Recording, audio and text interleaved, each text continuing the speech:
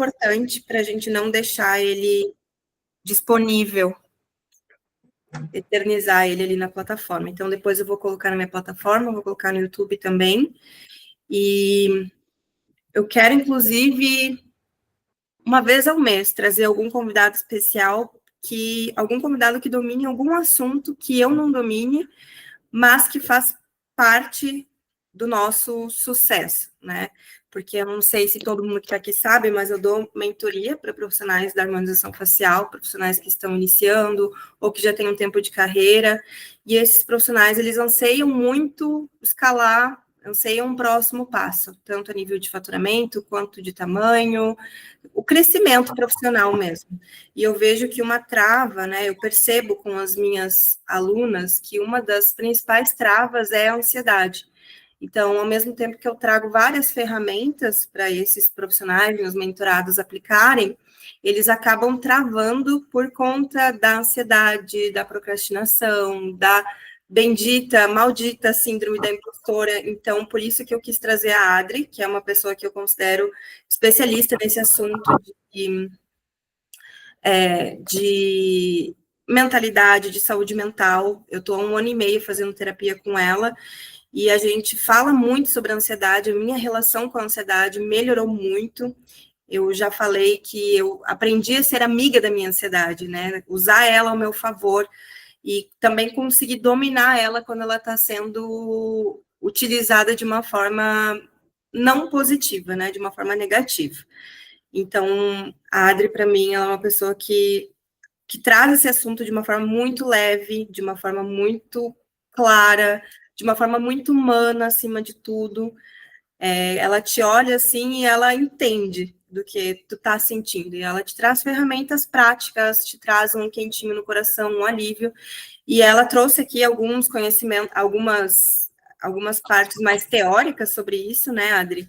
Mas, acima de tudo, eu quero também que seja uma troca entre nós aqui. Então, eu quero muito conhecer vocês. Eu vou deixar ela comandar aqui e eu vou estar aqui também. Caso vocês tenham alguma dúvida, só erguer a mão ali ou colocar aqui no chat. E eu vou estar aqui assistindo esse encontro junto com vocês, participando junto com vocês. Então, a Adri, se apresente. A Larissa pediu se já enviaram o link, entrei agora. Como estou aceitando ela? Larissa, deixa eu ver aqui. Não tem nenhuma solicitação. Pede para ela tentar de novo, Gi. Enquanto o pessoal vai entrando, eu vou aceitando aqui, então vai entrando mais pessoas na reunião, mas a gente pode começar ela agora, 12:10. Perfeito. Primeiro eu quero agradecer, Angélica, você me deu uma oportunidade, né, de falar sobre um dos assuntos que eu mais gosto, a ansiedade. Quando nós começamos, eu disse para você que ela era minha melhor amiga e que ela me impulsionou na vida. Uhum. Eu estou, inclusive, vestida de ansiedadezinha, porque é a emoção que eu mais me identifico. E não é que eu não surte, todos nós surtamos. Inclusive, por conta dessa palestra, eu dei uma surtadinha, mas eu rapidamente já me regulei. E a intenção é exatamente essa. Eu sou Adriana Oliveira, muito prazer. Eu trabalho como psicóloga e faço atendimento online, sou moradora do Rio de Janeiro.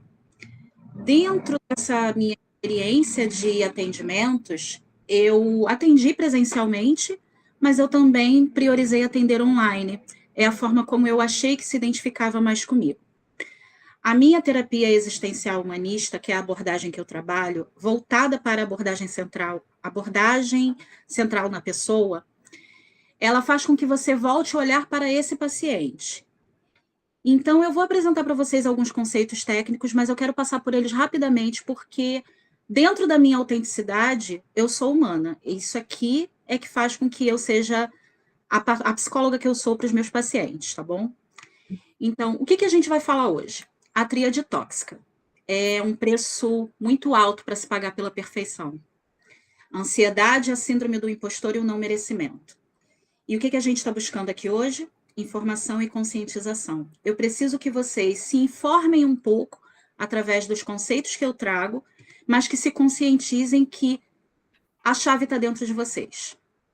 A terapia existencial humanista, ela é uma abordagem que é muito reflexiva e de responsabilidade pessoal. Então, quando você trabalha dentro dessa abordagem, você se reconhece e você trabalha a sua autenticidade para você poder mudar conforme a sua condição de mudança. Quando a gente trabalha na abordagem central na pessoa, é uma filosofia de vida. Você vai pegar as condições psicológicas, todas as terapêuticas, todas as ferramentas, e você vai trabalhar dentro de quem você é para que você possa evoluir. Muita reflexão, sim. Muito autoconhecimento, sim. Mas traz resultados. Principalmente se a pessoa se propõe a mudar. Dá trabalho. E quando a gente trabalha na abordagem central da pessoa, nós temos 3 pilares: a empatia, a congruência e a aceitação incondicional positiva.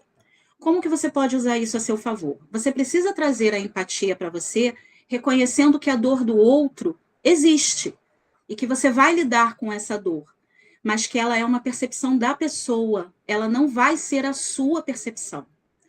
Eu preciso que você tenha aceitação incondicional positiva, porque se você não se aceita como você é, você não muda. E a congruência é exatamente a autenticidade. É aquilo que, quando eu comecei a dar a surtadinha, que eu falei para vocês, é porque eu achei que eu ia trazer muito conhecimento teórico e que eu ia falar muito sobre tudo que eu aprendi na faculdade. Eu não estou aqui dando uma aula para vocês. Eu estou fazendo uma exposição de que o que vocês têm é normal. Todos temos. Os 3 pilares da autossabotagem: ansiedade, a síndrome do impostor e o não merecimento. Quando eu falo que eu gosto da ansiedade, que é a minha emoção preferida, é porque ela é uma reação emocional e fisiológica natural. Você vai sentir a emoção da ansiedade e qual a função dela? É te proteger e te impulsionar. Ela vai fazer com que você tenha uma sensação do futuro, que você projete esse futuro e que você consiga, através das reflexões e de quem você é, se alavancar para aquilo que você deseja. Por isso que a ansiedade, para mim, é a minha melhor amiga. Hoje, no Brasil, nós temos, segundo a Organização Mundial de Saúde, um dos países mais ansiosos no mundo. Na jornada empreendedora, inclusive, isso aumenta muito. Por quê? O padrão exigido dessas mulheres que são empreendedoras e têm que ter dupla jornada é absurdo. Às vezes é humanamente impossível. Só que a gente acaba dando conta porque a gente precisa equilibrar os pratos. Todos eles estão ali rodando. Então, quando você percebe que um está caindo e que o outro está rodando um pouco menos, você tem que ir lá e dar conta. E isso exige demais. Para a mulher, principalmente empreendedora, que ela não tem uma certeza do futuro dela, que ela não sabe se o negócio dela vai alavancar, que ela não sabe se ela vai dar conta de pagar as contas e de cuidar da família, isso pesa. Quando a gente fala de síndrome do impostor, é a questão da descoberta, do medo de se descobrir. Você cria uma identidade e você quer alcançar essa identidade. E você começa a trabalhar personagens para que você seja aquilo. Só que se você está distante de quem você é de verdade, isso começa a pesar. Porque você sabe que você não alcançou exatamente aquilo que você idealizou, e às vezes essa idealização ela é muito exigida. Ela te traz um adoecimento mental porque você cobra uma perfeição justamente por você comparar. Você vai para a internet, compara a vida da outra pessoa e aí você quer ser igual àquela pessoa, sendo que a sua história é sua. Você não tem como trabalhar a história do outro se você não conhece exatamente todos os caminhos que ele trilhou. Mas você deseja ser igual a ele e você acredita que aquele é o caminho. Então você se afasta de quem você é e você começa a ter medo de que as pessoas descubram que você não é aquilo que você está criando como personagem. E quando a gente fala de não merecimento, é um pouco mais profundo, porque é quando você não se acha digna das coisas boas que começam a te acontecer. É você não conseguir receber um elogio sem você olhar para a pessoa e agradecer e aceitar. É você perceber que as coisas estão acontecendo na sua vida e você achar que aquilo dali não está acontecendo porque você batalhou, mas está acontecendo porque alguém facilitou a sua vida. Então, o não merecimento é até mesmo quando você vai fazer uma viagem, você programou, você trabalhou para aquilo, pagou aquilo, e quando chega lá você não consegue nem aproveitar porque você acha que você não merecia estar ali.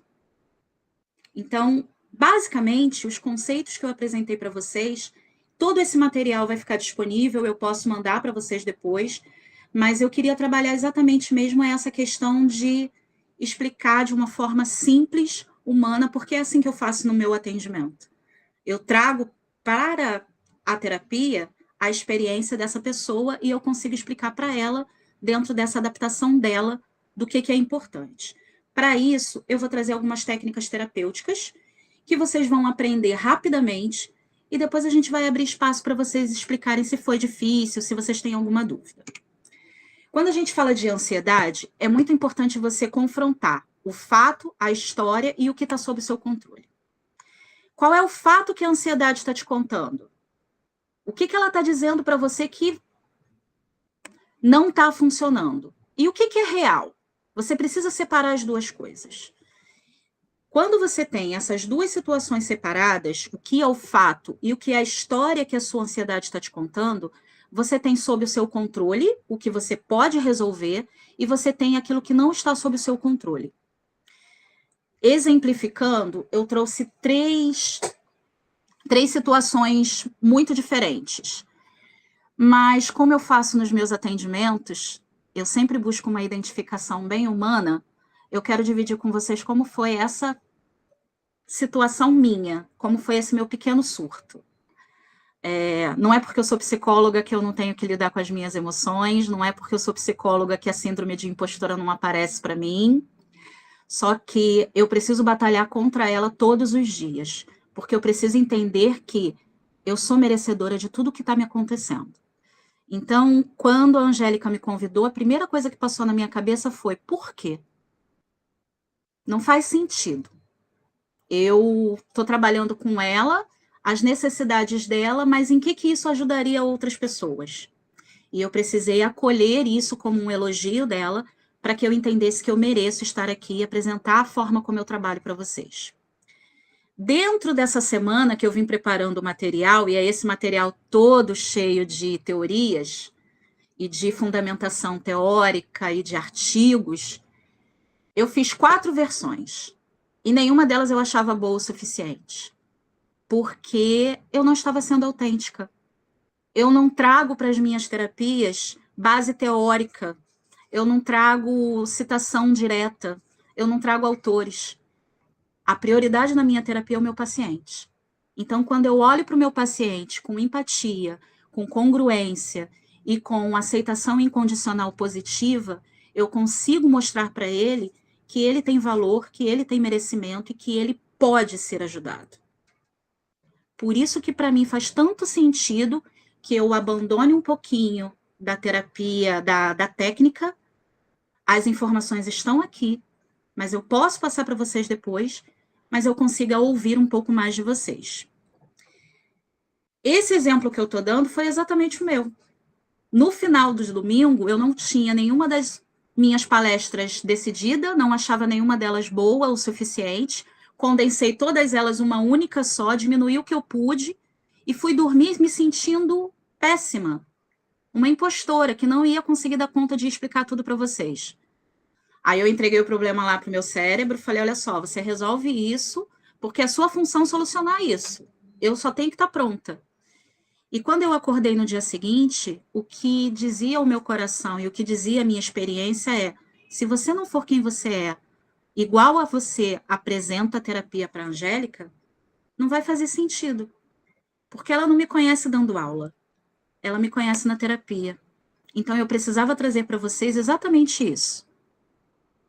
Trabalhar com vocês o que cada um precisa. Eu trouxe esses exemplos, mas, por exemplo, se você tem uma tarefa que você tem que entregar às 10 horas da manhã e você sabe que não vai dar conta, o que está dentro do seu controle? Você vai priorizar no que é importante para você fazer, você vai comunicar se você não consegue entregar, você vai delegar e pedir ajuda, e você vai se comprometer e entregar o melhor. Porque por mais que a sua ansiedade diga que você não dá conta, que o seu chefe vai te demitir, isso é só uma história que a sua ansiedade está te contando. O fato é que você tem uma apresentação, um trabalho para entregar e que você talvez não consiga entregar a tempo. E o que não está dentro do seu controle? O prazo apertado, a percepção de que o supervisor acha que você é além da sua produtividade, e isso às vezes é uma percepção injusta, as mudanças de última hora, a carga de trabalho do departamento que está excessiva. Então, isso não é sob seu controle, você não pode carregar essa culpa.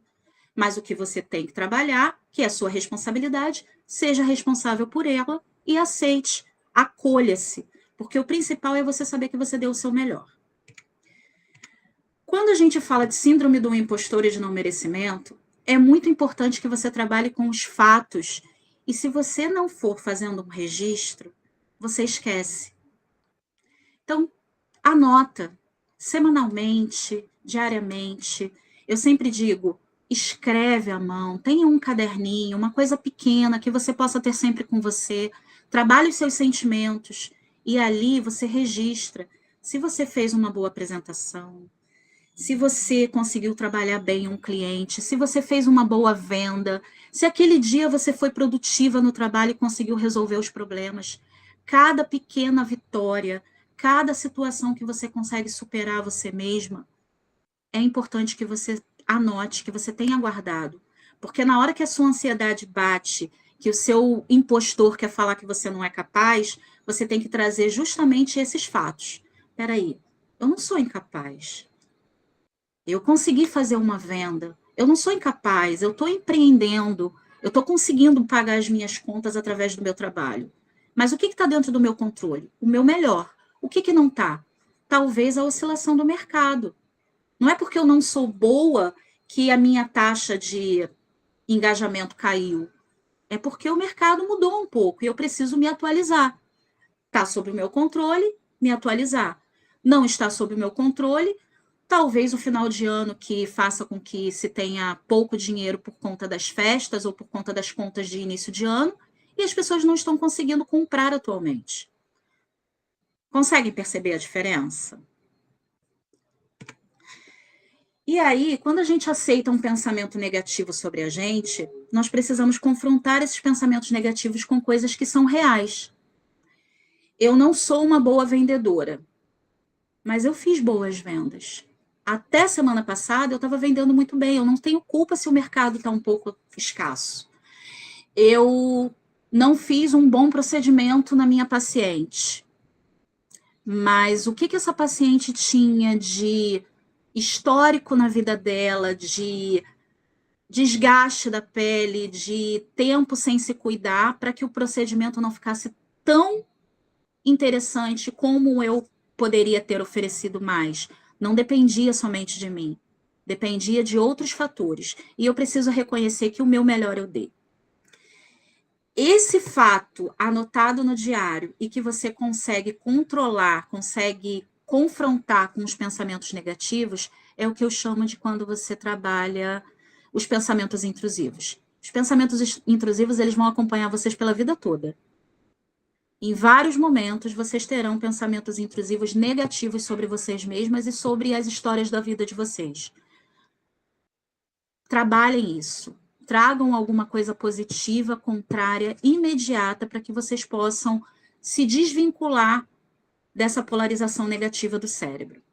É importante que vocês mantenham isso constantemente, senão o cérebro de vocês não trabalha o hábito e ele não consegue fazer de uma forma inconsciente depois, se você não faz repetidas vezes conscientemente. Pode parecer que não dá certo, mas dá.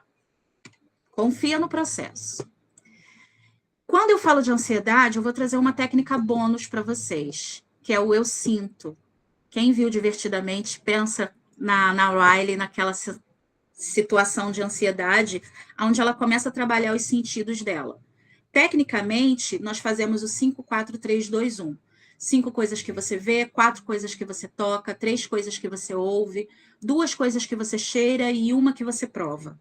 Quando você começa a sinalizar essas coisas de uma forma consciente, a sua ansiedade baixa. Uma crise de ansiedade, ela leva em torno de 15 minutos. Você só precisa passar por ela. Você tem que entender que ela vai passar. A sua dificuldade de respirar, a sua sensação de que tudo está se perdendo. Se você focar nos seus sentidos, fica mais fácil. Não consigo lembrar qual é a ordem. Não tem problema. Toca nas coisas e sente a textura e verbaliza. Presta atenção nos cheiros que você vai sentir ao seu redor. Presta atenção se você está com uma bala na boca. Descreve o sabor dessa bala. Olha à sua volta. Verifica quais são os objetos e as formas e as cores que eles têm. Descreve para você. Presta atenção no que você está ouvindo. Quais são os sons que você tem. Então, tudo isso vai ativar os seus sentidos e vai trazer você para o que a gente chama de prática da ancoragem. A técnica bônus 4-2-6 é respiração. Respiração diafragmática. Inspira pelo nariz durante 4 segundos. Conta até 4 e puxa pelo nariz. Segura 2 segundos e vai soltando lentamente pela boca por 6 segundos. Isso vai fazer com que você se sinta seguro, vai desligar o teu sistema de alarme, de fuga, se você não está em perigo, e vai fazer com que você oxigene o seu cérebro para que você consiga refletir melhor. Depois dessas técnicas, eu quero ter um pouquinho de interação com vocês. Alguém tem alguma dúvida?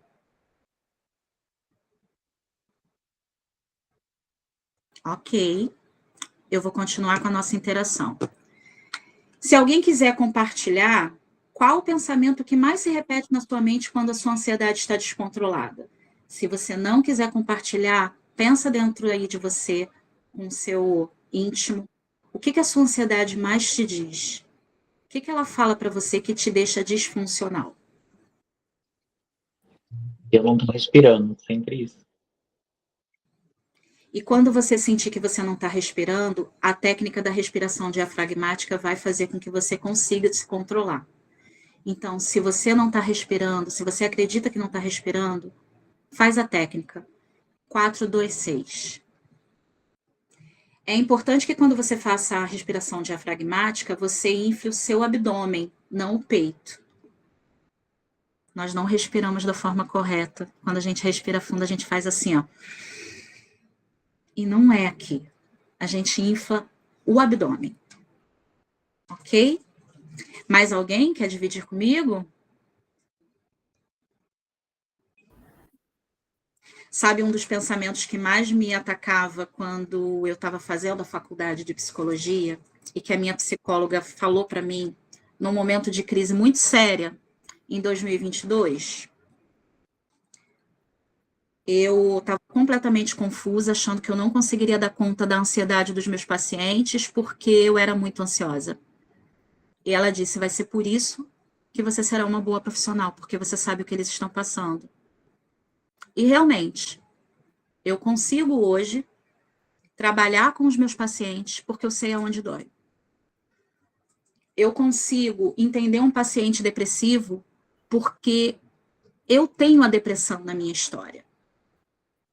Eu consigo identificar que está doendo como síndrome do impostor e não merecimento, porque de vez em quando eu sou atravessada por eles.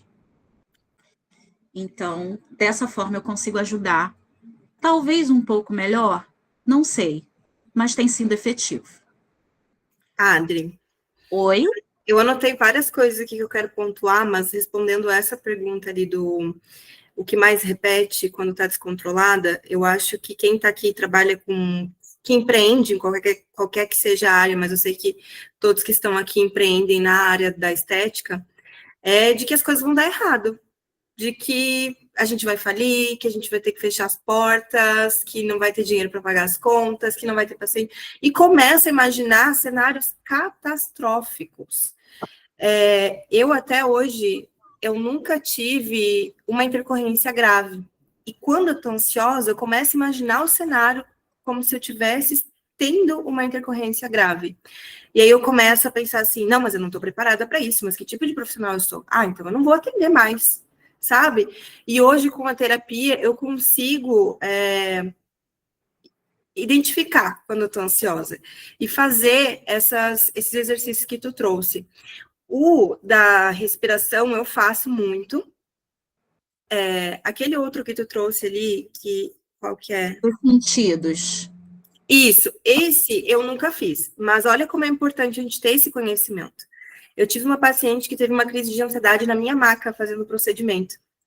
E eu não estava preparada naquele momento ali para acudir ela. Eu esqueci que existia isso. Mas a Bianca, que trabalha aqui comigo, ela estava, porque alguém da família dela sempre tem crise de ansiedade. Então, ela fez exatamente isso com a minha paciente. E a pressão da minha paciente subiu, porque ela estava muito estressada, e aí eu poderia ter confundido aquela pressão alta com algum outro tipo de intercorrência, uma alergia, um choque anafilático, porque eu também fiquei ansiosa, então eu não consegui pensar em soluções. E aí a Bianca, ela veio na sala, ela fez a técnica dos 5 sentidos, e assim, deu alguns minutinhos, a paciente foi voltando, foi baixando a pressão, foi ficando mais calma, e era uma crise de ansiedade. Então, eu achei muito legal ter trazido isso hoje no nosso encontro. É importante que você diga sobre essa sua experiência e principalmente sobre a questão dessa técnica. Não precisa gravar, sabe? A técnica, ela tem um procedimento, tem ali o passo a passo, mas é só você estar atento aos seus sentidos e não catastrofizar. Quando a gente está ansiosa e quando a ansiedade sai do nosso controle, quando ela vira uma questão patológica, uma doença, é justamente porque nós não conseguimos dar conta de controlar ela. Eu sou muito fã da ansiedade, porque mesmo catastrofizando alguns pensamentos, e isso acontece, é normal, mas a gente volta para o nosso eixo, todas as emoções, elas têm funções. A culpa, nossa, quando a pessoa fala para mim assim, eu carrego muito a culpa é dos outros, mas ela não entendeu qual é a função da culpa na vida dela. A culpa, ela faz você voltar por aquilo que você determinou para você. Então, é necessário que você divida o que é a sua responsabilidade, sua culpa, o que fez com que você se desviasse daquilo que você colocou como projeto para você e do que é a culpa dos outros que você está carregando. Isso é um tema, assim, também bem interessante, porque as emoções, elas precisam ser trabalhadas dentro de cada uma com as suas funções. A ansiedade, ela tem uma resposta fisiológica no corpo. A sua paciente subiu a pressão, porque a ansiedade dela fez com que o corpo respondesse dessa forma. Assim como a pessoa que para de respirar, que não consegue respirar, que puxa o ar e não vem. E essa minha paciente, eu sei da história dela, ela sofreu um trauma fazendo procedimentos estéticos em outra cidade, em outro momento, muitos anos atrás, mas isso ficou registrado de alguma maneira no subconsciente dela. Então, toda vez que ela deita numa maca, que ela está ali fazendo um procedimento estético, ela volta para aquela ocasião em que ela sofreu um grande trauma. E é possível, Adri, tratar traumas assim também? Eu sei que não é o assunto, mas está ligado, porque eu acho que muitas vezes a gente tem uma crise de ansiedade, ou enfim, fica ansioso, não precisa ser necessariamente uma crise, fica ansioso por coisas que a gente já viveu antes. Aí a gente não consegue se desligar do passado, né? A gente pensa que a gente vai viver novamente o que a gente já viveu algum dia. A gente não consegue separar. Isso me traz para uma outra técnica muito simples. Quando o nosso instinto inato é sobrevivência. Então, o nosso cérebro é programado para registrar tudo de ruim que acontece com você, para que você faça uma antecipação ao menor sinal de perigo e que você consiga se proteger. Isso é instinto de sobrevivência. Então, tudo que for ruim, o seu cérebro vai gravar de forma automática. Você vai ter lembranças dolorosas de muitas vezes do passado, porque elas são registradas automaticamente. Já as lembranças boas, se você não der comando para o teu cérebro, é possível que elas passem despercebidas. Então, simplesmente, quando vocês estiverem vivendo coisas boas, peçam ao cérebro de vocês para gravar aquela sensação. Tá feliz por uma viagem? Lembra da sensação da viagem, lembra de como seu corpo está sentindo aquilo, olha para o ambiente à sua volta, não é só a foto vai ficar ali, mas você precisa gravar esses momentos, porque na hora do desespero, quando você achar que tudo está ruindo, você volta para as boas memórias. Traumas, como que a gente trabalha traumas? Enfrentando. Cada trauma tem um jeito, cada situação tem um jeito. É importante que a terapia esteja em dia, porque falar ajuda, falar cura. Não é a mesma coisa que conversar com a sua amiga, porque conversar com a sua amiga você não tem as técnicas necessárias para te direcionar. Então, a terapia ela te ajuda porque você vai se conhecendo e você vai identificando como cada um dos seus traumas vão ser trabalhados. Eu gosto sempre de me usar como exemplo, porque é a história que eu conheço e é a forma que eu tenho de mostrar para vocês que dá certo. Eu tinha um trauma absurdo de cadeira de dentista. Eu já desmaiei algumas vezes só no fato de estar sentada na cadeira de dentista. Então, eu acabei fazendo por anos uma negligência. E trabalhando na terapia, os meus traumas, eu consegui avançar para me permitir fazer os procedimentos. A cada vez que eu ia, eu conseguia buscar memórias felizes, essas boas memórias que me regulavam, e enquanto eu estava passando pelo procedimento, eu revivia aquelas sensações. Eu fui ressignificando um momento extremamente traumático para algo que eu percebi que não era aquela história que a minha ansiedade me contava. Então, eu ressignifiquei um grande trauma. Adri, e uma coisa que tu não comentou ainda, não sei se tu pretende comentar, mas que eu estava pensando agora, como é importante a gente se conhecer o suficiente para saber o que gera um gatilho para a ansiedade, para a gente conseguir justamente evitar e identificar quando está acontecendo. Por exemplo, eu fico muito ansiosa se eu passo 2, 3 dias sem fazer atividade física, eu sei que no terceiro eu estou surtando de ansiedade, porque eu não me descarreguei, porque eu não cumpri o acordo que eu tenho comigo mesma. É um acordo que eu fiz, e eu preciso cumprir. Se eu não cumpro, eu fico ansiosa. E se eu não cumprir por preguiça, é uma coisa. Agora, se acontecer alguma coisa e eu realmente não cumprir, aí ok, eu não vou ficar ansiosa. Né? Se eu fui viajar, eu não pude. Agora, se foi por preguiça, começa aquela coisa da autocobrança, e aí eu sei que vai me gerar ansiedade.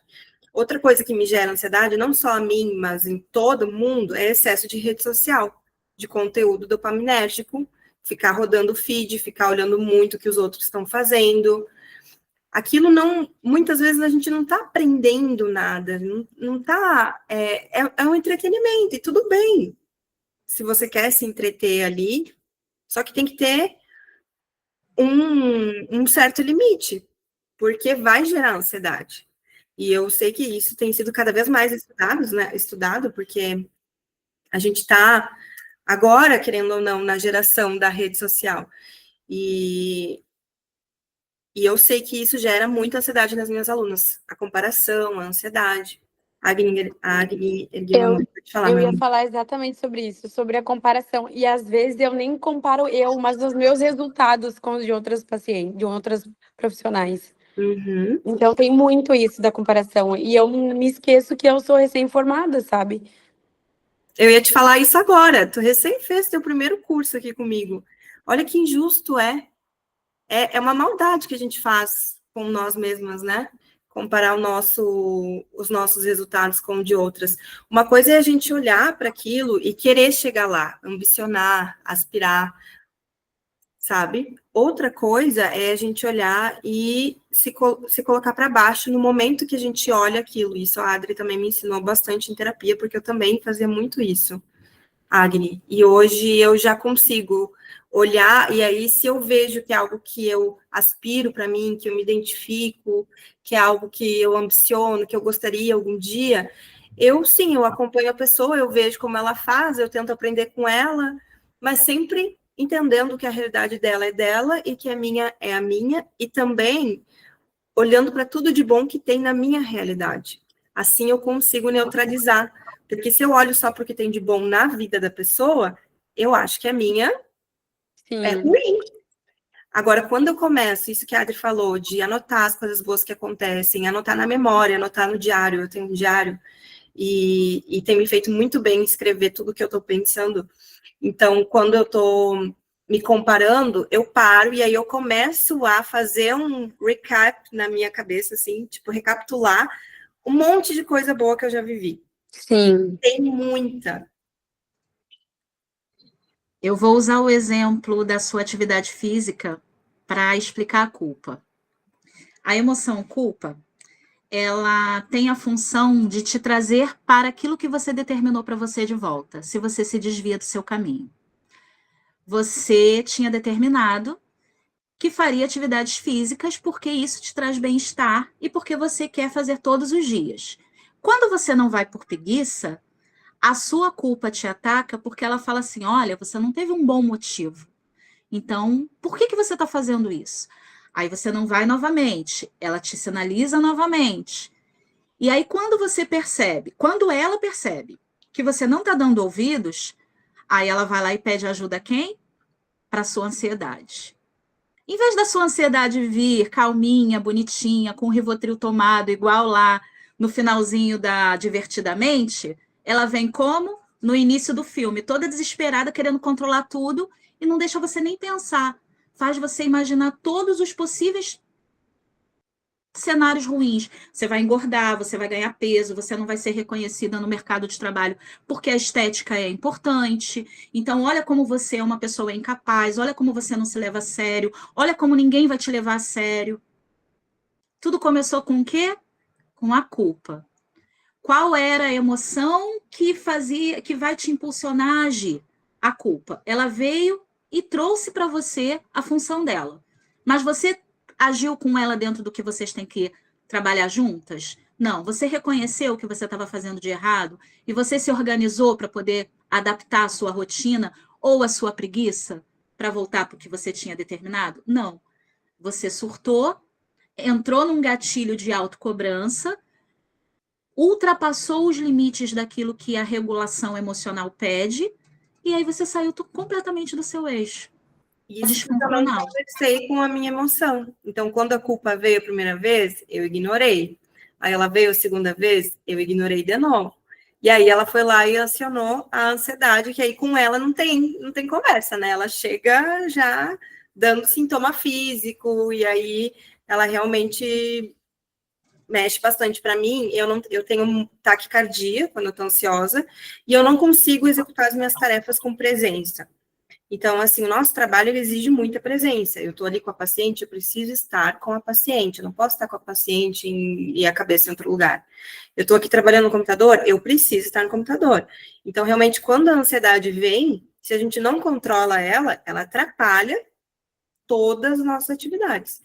Então, realmente, faltou eu conversar com a culpa quando ela veio ali, me falando, olha, tu não tá cumprindo a tua palavra contigo mesma, tá procrastinando, tá com preguiça, vamos lá, faz alguma coisa, não precisa fazer perfeito, né? E entrar num acordo ali com a emoção. Toma um cafezinho com a emoção, senta com ela, bate papo, porque ela veio te dizer alguma coisa, qualquer uma, todas elas. Se a tristeza bateu, alguma coisa aconteceu para que você se sentisse de alguma forma invalidada, ou alguma situação não ocorreu do jeito que você queria. A sensação, a emoção de tristeza, a necessidade que você tem é pausar, diminuir o ritmo para você refletir sobre aquilo.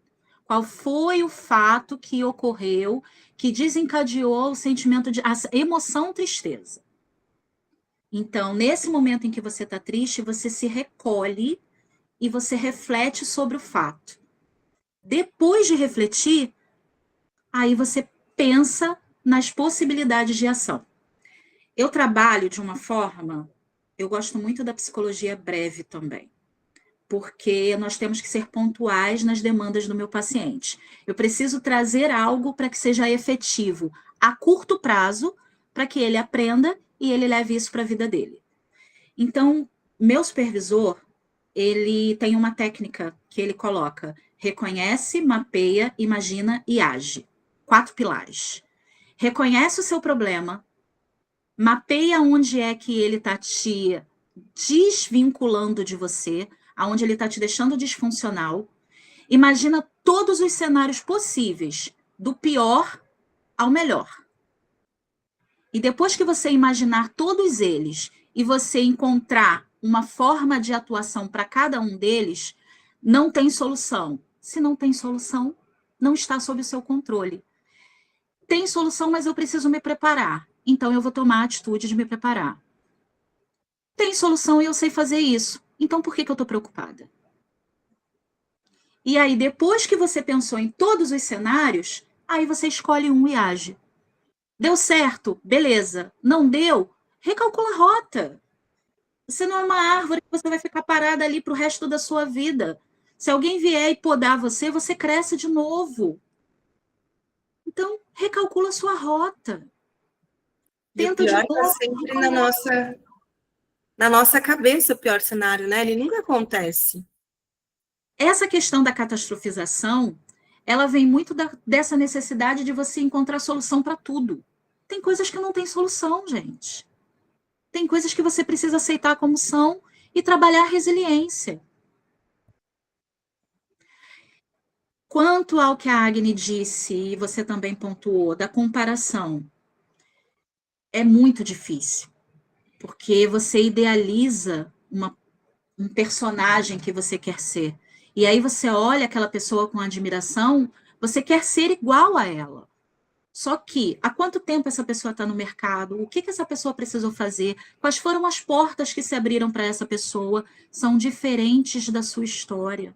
Não te desmerecem. O tempo que você leva para alcançar determinado objetivo não diz que você é menos do que a outra pessoa. Só diz que a sua história é diferente. Então, quando você começa a observar as pessoas na rede social para você se inspirar e porque você admira, é saudável, te impulsiona. Mas quando você usa isso como uma comparação, você está escolhendo sofrer. E na minha abordagem, todas as escolhas são importantes. Eu estou sofrendo muito. Tá, mas você está nesse lugar de dor. Você vai fazer alguma coisa para sair daí ou você vai continuar escolhendo sofrer? Eu estou me comparando com a outra pessoa. Você já sabe que isso não é saudável para você. Você vai continuar se comparando ou você vai tentar escrever a sua história da melhor forma possível? Tome ela como admiração, como inspiração. E por que também não olhar para as pessoas que estão começando e olhar para trás e falar assim, olha, eu já estive ali. E olha como eu evoluí. Eu cheguei aqui e eu sei que essa pessoa pode chegar também. Reconhecer o seu próprio mérito. Então, substitui, escolhe, faça escolhas boas para você. E na hora de você fazer essas escolhas boas, é importante que você se conheça. É importante que você sente com as suas emoções para conversar.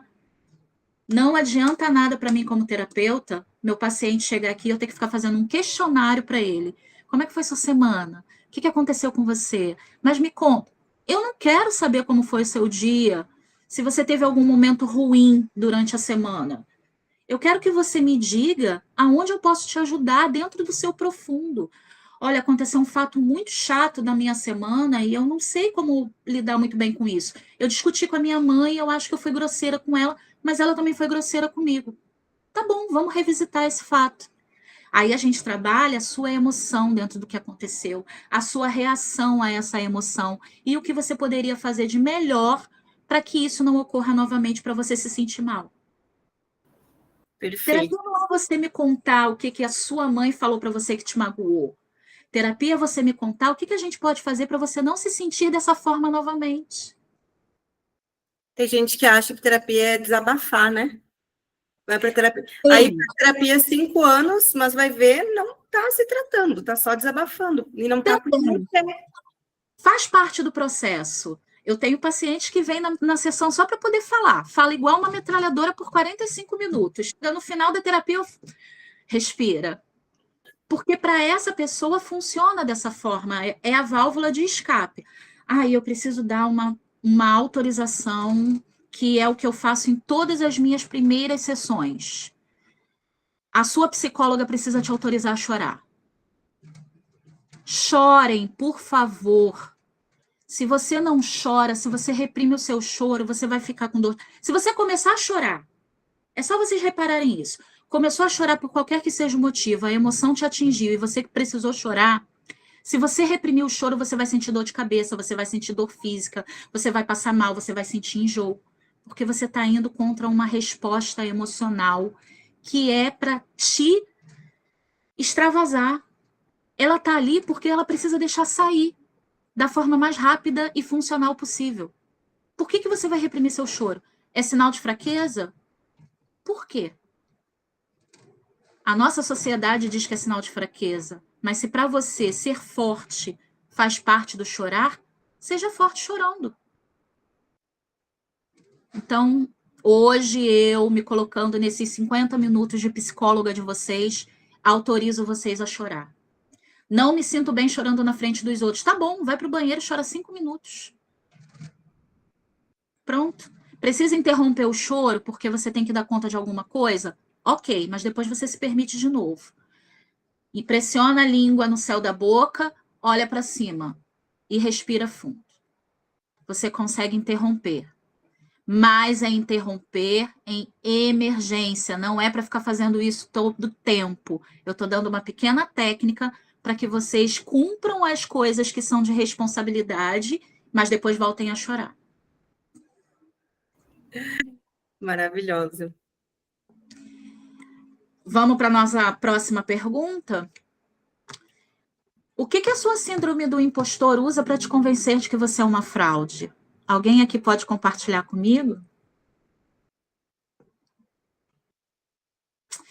Olha, Pode falar, por favor.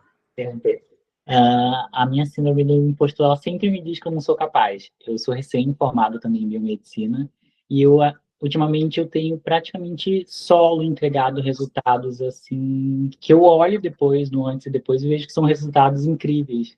Só que na minha cabeça, a minha síndrome do impostor, antes de eu fazer aquele procedimento, eu já fico falando, meu Deus, não vai dar, o material é pouco, não vou conseguir. E com isso eu vou criando brechas para dar praticamente para o paciente a abertura dele falar assim, quero cancelar, e eu falar, tá bom. Bate aí uma síndrome do impostor e um não merecimento, né? Porque no fim das contas, quando o paciente fala quero cancelar, você fala tá bom, porque você acha que você não foi bom o suficiente para poder segurar esse paciente. Sim, e no final de tudo, o que eu acho assim, ultimamente o que eu tenho visto, os pacientes eles acabam me indicando um para o outro. Eu estou fazendo de forma orgânica, como eu falei, eu comecei recentemente, e isso me dá um medo, mas me dá uma alegria também. Bem-vindo. Bem-vindo a quando você se reconhece na sua profissão e quando as pessoas começam a te reconhecer. Aceita isso. Não é por acaso que as pessoas estão te indicando. E aí, a técnica do caderninho lá para você anotar é muito bem-vinda. Toda vez que você achar que você não vai dar conta, trabalhe o pensamento negativo. Não, mas eu já fiz isso e deu certo. E se não der certo também, pode ser que tenha situações fora do meu controle. Acolhimento. Tá? Perfeito. Para você? Não, claro, faz todo sentido. Eu conheço a Agni, que é a que me indicou aqui a participar com a gente, e ultimamente a gente fez um caderno de metas e reconhecimento de coisas que a gente alcançou esse ano. A gente acabou olhando que tantas coisas que a gente tinha, porque a gente fez um listão mesmo, e aí a gente foi alcançando algumas metas e eu pedi para a gente ir ticando tudo que a gente alcançou desse ano ali, coisas básicas, não muita coisa, sabe? Voltar para academia, voltar a correr, voltar a fazer exercícios, metas alcançáveis e palpáveis, sem nada muito distante. E aí a gente até conversou e ficou rindo, e eu falei assim, meu Deus, olha o tanto de coisa que a gente já conseguiu fazer esse ano. E se a gente não tivesse escrito, desculpa te interromper, amigo, se a gente não tivesse escrito, às vezes passa despercebido o tanto que a gente já caminhou e o tanto que a gente já construiu. A gente acaba enxergando só o que falta, né? O que precisa ainda. E esquece do que já foi conquistado, né? Do que já foi concluído com muito esforço. Isso, e muitas das metas ali que a gente estava falando, que a gente alcançou, por exemplo, são metas pessoais e profissionais. Principalmente profissionais que alguns anos atrás, por exemplo, 2, 3 anos atrás, a gente sempre comentava, meu Deus, eu quero ser um biomédico, meu Deus, eu quero fazer isso. E acabou que a gente entrou e a gente se via em outra situação, sabe? Principalmente essa de comparação que a Agnes falou, eu estou se comparando. Mas depois, quando a gente sentou para conversar, que a gente fez as anotações, eu parei para perceber, meu Deus, eu já sou um biomédico, meu Deus, eu já estou atuando na área que eu tanto sonhei. Meu Deus, eu já tenho paciente, eu já estou conseguindo andar sozinho. E muito disso ele vem na parte da comparação. E aí essa comparação também acaba me sufocando na síndrome do impostor, que é essa parte que eu sempre fico, meu Deus, eu não vou conseguir. E quando eu consigo, eu sinto alívio. Obrigada pelo relato de vocês. Entendam o seguinte, em algum momento, provavelmente já ocorrendo, vocês serão a inspiração de alguém que está vindo ali atrás. Então, reconheçam isso, recebam os elogios, as indicações, façam esse diário, trabalhem as metas futuras, muito importante. A ansiedade, ela vai sair do controle se ela perceber que ela não vai dar conta de fazer alguma das metas que vocês criaram. Então, por favor, sejam realistas. Sejam realistas com a condição atual de vocês. Não é deixar de sonhar alto, tá? Mas é necessário que vocês escalonem todas as metas de vocês de uma forma que vocês vão alcançando conforme elas forem sendo realizadas. Porque se você bota uma meta muito alta e você não consegue chegar nela dentro de um tempo, você começa a desanimar, você começa a acreditar que você não deu certo, quando na verdade era só você ir de pouco em pouco. Porque se você venceu esse primeiro desafio, isso vai te dar um prazer no seu cérebro que vai te impulsionar para o próximo. E a sua ansiedade vai conversar com você para trabalhar a meta para você alcançar o próximo desafio. E aí você coloca mais uma meta. Virou um meme, né? A gente vai determinar uma meta, mas depois que alcançar a meta, a gente vai dobrar a meta. Gente, é isso. Não bota desesperadamente, eu quero ser uma milionária em 6 meses. Eu quero estar faturando 300 mil na minha clínica recém-formada. Não vai. Se você não tiver papai e mamãe rico para investir em vocês, se vocês não tiverem uma baita estrutura, se depender do trabalho de vocês, sejam justos, sejam honestos. Ok? Perfeito. Obrigada, Adri. Estou adorando a palestra. Que bom. A palestra, Mais alguém a palestra, a aula. Eu ia falar para vocês, menina e meninos, que ser iniciante é difícil, mas depois que a gente já está um tempo, também é difícil, só que são outras dificuldades. Então, apreciem cada momento, desfrutem desse início, vocês têm mais tempo, estudem, não se sabotem tanto. Cada degrau que a gente alcança é mágico, sabe? Cada degrau tem o seu lado bom, o seu lado ruim. Então, no início, a gente está ainda criando o nosso nome, as pessoas não nos conhecem, nosso posicionamento não está tão firme, então a gente tem que lidar com certas coisas, mas conforme a gente vai crescendo, os problemas vão mudando.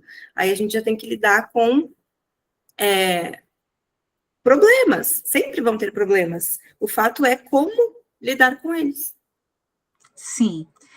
A inteligência emocional, ela passa na regulação. O que você vai fazer com aquilo que está te atingindo no momento? Então, significa que você vai fazer terapia e tudo vai virar perfeito na sua vida, que você nunca mais vai ter problema? Claro que não, gente.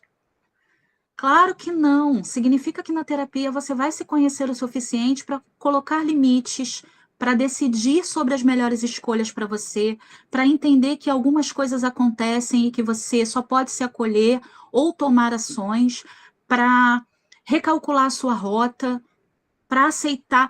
É você se conhecer. Então, a terapia, ela te proporciona isso, mas ela não vai promover para você uma vida sem problemas, felicidade plena, olha, eu sou instagramável e tudo meu é perfeito. Não, não é. Então, tenham a paciência de reconhecer que o tempo de vocês vai depender de cada um, da trajetória de cada um. Vocês são únicos, vocês se prepararam, vocês estão trabalhando na área, começando, e é muito difícil começar, porque o medo do desconhecido faz com que a gente se sinta incapaz de dar o primeiro passo. Só que seu cérebro sempre vai falar para você que você não é capaz, até você ir lá e fazer. Depois que você faz a primeira vez, fica mais fácil. Se permita. E as interações dentro do seu cérebro, quando você supera um obstáculo, são muito boas, tá? Isso chega a viciar. Então, se permitam cada vez mais. Tenham um pouco de acolhimento, mas se joguem no mundo. Não tenham medo, não. Sempre dá para recalcular a rota.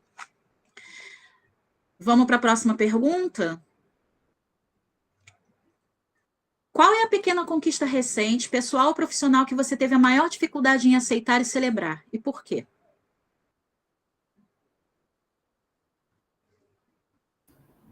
Ora, meu povo, sei que vocês têm coragem. Vou deixar vocês falarem. O meu eu demorei a aceitar, igual eu te falei, né? Formei recentemente, e eu demorei a aceitar que a pessoa me chama de doutor Wesley, por exemplo. Tipo, eu fico com isso, meu Deus, Jesus, tô tão novo aqui no negócio, tô me chamando de doutor. Mas eu não falo, sabe? Eu fico, assim, ainda meio no Vale da Estranheza. Esse é um ponto que eu... vai dar interferência. Pode falar, Gi, por favor. Não, que ele comentou de doutor. Eu já estava me preparando psicologicamente, porque eu fiquei pensando, eu vou trocar, quando eu me formar ano que vem, doutora para bio. E daí eu ficava pensando, nossa, mas eu não vou botar. Eu já estava pensando em não colocar por achar que, tipo, as pessoas vão ver, vão dizer que eu não... Tá, ela não é médica, tá se achando a doutora. E daí, isso é uma coisa que desde o início eu fico pensando, eu vou botar a doutora. Daí eu vejo... Vai colocar. Nem que ela vai mudar o meu. Mas é uma coisa que eu pensava, eu vou pôr doutora, daí eu tenho várias amigas que fazem medicina, enfim, eu fiquei pensando, daí as pessoas vão, mas ela não é médica, né? Então é isso que eu sei que eu vou pôr, mas a gente até isso fica inseguro de certa forma, né? Primeiro, vai fazer bem para você se você colocar lá o doutora? Adri, repete, por favor, que eu tinha colocado no mudo. Deixa que eu boto o som aqui. Pode falar. Primeiro, vai fazer bem para você se você colocar lá como doutora? Vai te impulsionar? Vai dar exatamente aquilo que você precisa no momento para você se sentir mais feliz e mais realizada e alcançar as suas metas? Sim, era só julgamento. Tá no mudo. Sim, seria só... Eu só não colocaria pelo julgamento das pessoas, mas ele só... seria algo que eu não deveria me importar, né? Exatamente. O que a opinião das pessoas sobre a sua vida vai mudar na sua vida? Responde aqui. Tá, Ela tá aqui na minha frente, a gente tá tendo esse problema. O que a opinião do outro vai mudar... Como é que é, Adri? Na minha vida? O que a opinião do outro vai mudar na sua vida? Nada. Faz sentido para você deixar de viver algo que é importante para você só porque alguém vai achar que você não deveria usar? Não. Quando você aceita quem você é, a sua autenticidade e aquilo que você quer para você, o que o outro vai achar sobre você não importa. Porque o outro não vai viver a sua vida. Sim.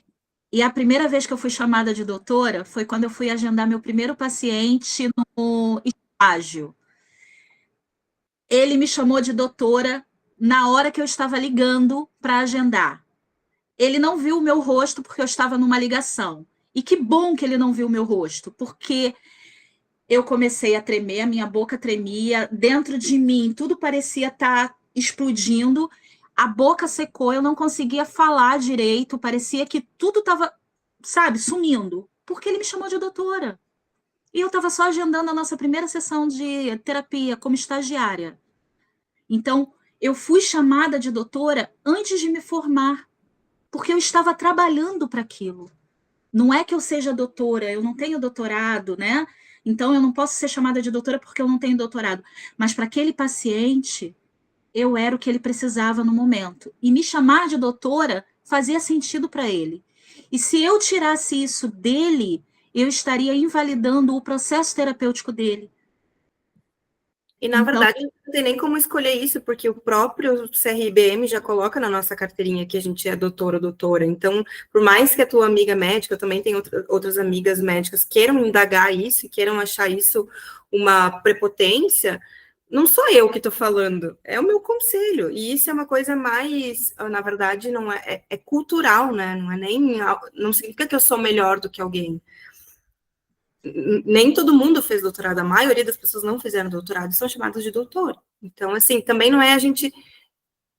Eu parei de... como é que eu posso falar? Eu não acho que ser chamado de doutor significa, sabe? Não tem essa grandeza.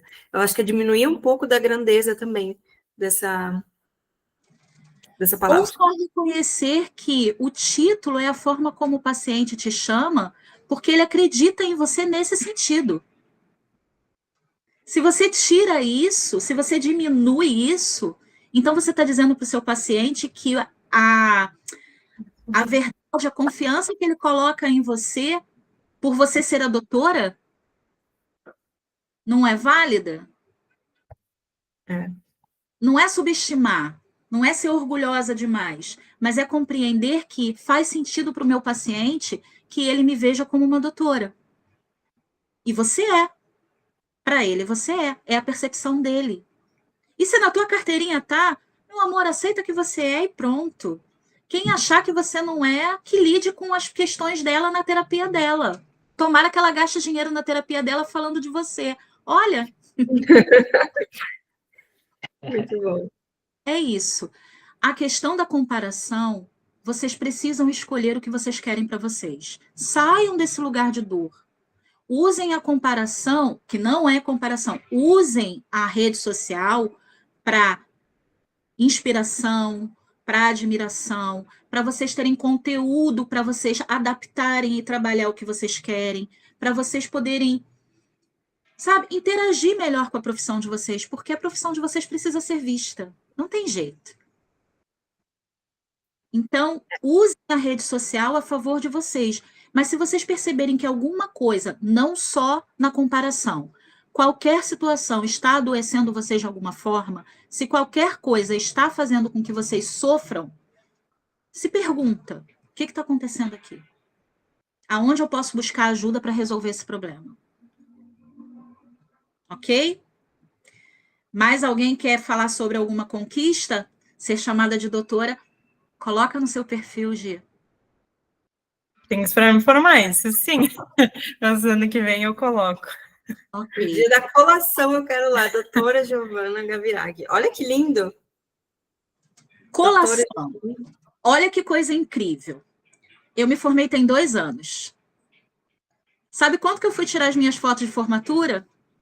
Dia 18 de outubro agora.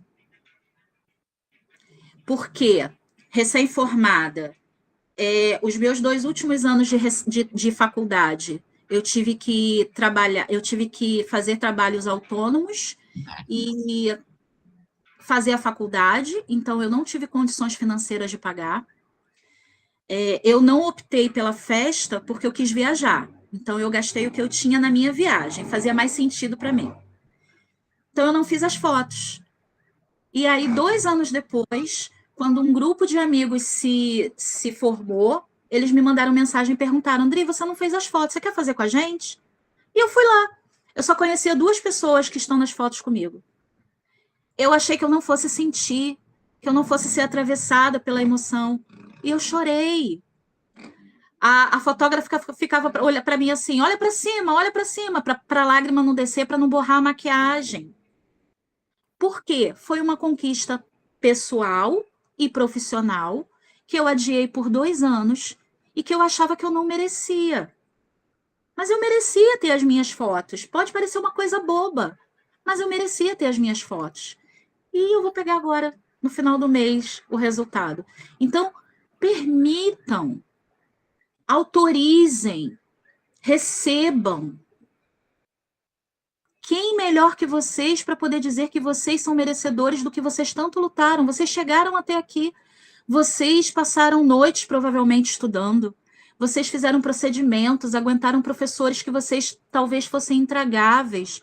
Vocês tiveram que bancar o curso de vocês. Todas as coisas que vocês tiveram que abrir mão. Como é que vocês não são merecedores? Certo? Vamos ver se tem alguma coisa. E aí, para a gente encerrar, eu queria que vocês se perguntassem, tá? Se a sua melhor amiga estivesse se sentindo uma impostora ou não fosse merecedora de algo positivo, o que você diria para ela? Olha, isso eu posso falar justamente com a Agni, é porque ela é minha amiga, ela tá aqui, e sempre que a gente tá entrando ali numa crise de impostor ou algo do tipo, a gente fica, olha para nossa realidade, olha para a realidade da pessoa que você está se comparando, olha o tempo que a pessoa está no mercado, olha a vida que ela já está vivendo hoje, mas do passado você não entende. E aí, olha as condições, olha as situações, olha... E aí a gente vai trazendo de volta aquela pessoa que estava naquele fundo do poço do impostor. E assim, eu digo que a Agni é meu pé de apoio, praticamente. A gente é a muleta e a bengala um do outro. Porque quando um está mancando ali, o outro é o apoio do outro. A gente criou uma regra de a gente não entrar no fundo do poço ao mesmo tempo. A gente diz a verdade, realmente, um para o outro, mas a gente tenta tirar um do poço quando o outro está. Nunca os dois ao mesmo tempo no fundo do poço. Mesmo que eu esteja no fundo do poço, eu tenho que entender que talvez ela precise sair daquele lugar primeiro. Então, um vai resgatando o outro. Muito lindo, parabéns pela amizade de vocês e pela entrega. E é isso, vocês diriam isso, né? E aí eu vou trazer a pancada, a lapada, com amor, porque eu sempre falo amorosamente com os meus pacientes. Para de esperar que a sua amiga salve você. Começa a ser sua melhor amiga, seu melhor amigo. Começa a repetir você para você mesmo. Por quê? Uma das melhores provas de amor é quando você é capaz de se cuidar pelo outro. Quando você não espera que ninguém te salve, mas você está pronto para poder, se a pessoa precisar, você ter condições de salvá-la. É muito difícil você ter que estar bem para salvar o outro, porque você o ama. Então, se você se programa, se você se cuida para que outra pessoa não tenha essa necessidade, já é um grande passo, já é uma prova de amor para o outro e principalmente para você mesmo. Muito importante. Na terapia, essa história de que a gente não dá alta, isso, pelo menos na minha, não funciona. Eu dou alta para os meus pacientes quando eu vejo que a demanda foi resolvida e eu quero que eles tenham autonomia. Eu estou aqui se eles precisarem? Estou. 24 horas, inclusive, tá? O meu atendimento, a forma como eu me coloco para os meus pacientes não importa se são 3 horas da manhã, precisa me mandar mensagem, manda. Vai te aliviar porque você vai sentir que você conseguiu desabafar. Quando eu acordar, eu vou ver. E eu vou te dar uma devolutiva. Agora, eu quero que ele precise de mim o tempo inteiro? Não. Eu não quero que o dinheiro que ele paga na minha terapia seja o que segura ele aqui para mim. Eu quero que ele tenha autonomia para caminhar sozinho. Então, eu dou as ferramentas e eu ensino para ele como ele vai atuar. Eu quero que ele pratique sozinho, mas, ao mesmo tempo, se ele perceber que ele não pode, me aciona. Eu estou aqui. Sejam assim um para o outro. Se você percebe que ela não tem condições, seja o suporte dela, a muleta dela, o apoio emocional. Ela, a mesma coisa por você. Mas, ao mesmo tempo, se fortaleçam, tenham autonomia, trabalhem a autoestima e o autoconhecimento de vocês. Por quê? Assim, cada um cuida de si por amor ao outro. Tudo bem?